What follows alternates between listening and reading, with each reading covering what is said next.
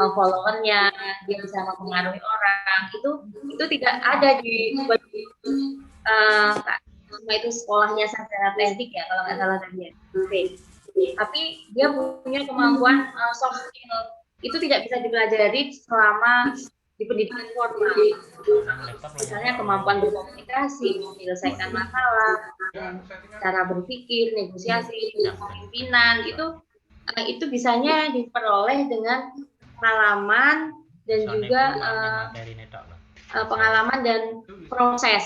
Jadi kemampuan berkomunikasi itu juga tidak sekali belajar ngomong di depan publik kemudian langsung mahir gitu, enggak. Kita perlu itu pelan agak ngomongnya enak, seperti Mbak Silva yang ngomongnya juga enak banget siang-siang ini, jadi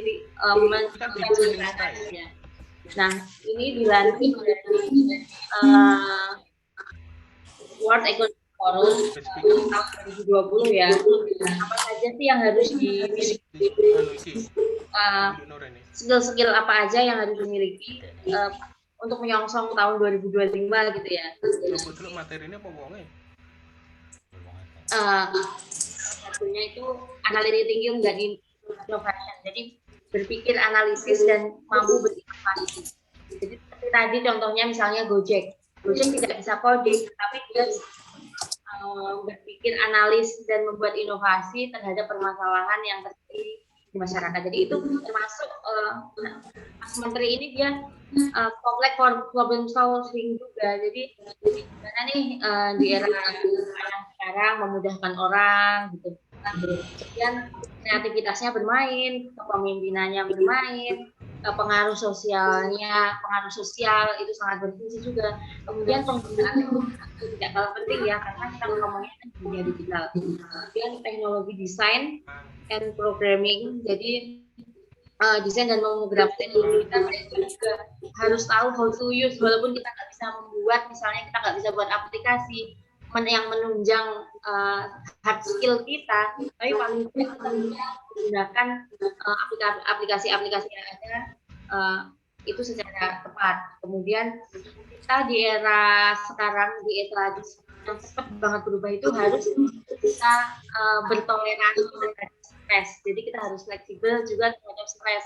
Jangan gampang stres dengan perubahan yang sangat-sangat cepat. Terutama ketika pandemi ini banyak yang kaget ya, dulu bikin silabus aja di dalam kelas. Kalau sekarang ngajarnya lewat Zoom, WhatsApp group mungkin ya, dan muridnya mungkin nggak aktif gitu. Wah, itu harus jadi yang stres itu mungkin bukan cuma orang tua muridnya, bapak ibu guru, saya rasa mungkin lebih lagi, karena pelajarannya mungkin nggak sampai 100% seperti ketika ada di dalam kelas. Kemudian kemampuan emosional juga harus dikendalikan, walaupun banyak pekerjaan di dunia digital ini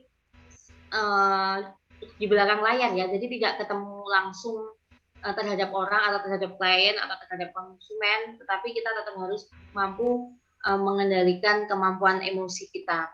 Kemudian kita harus bisa mempersuasi dan negosiasi.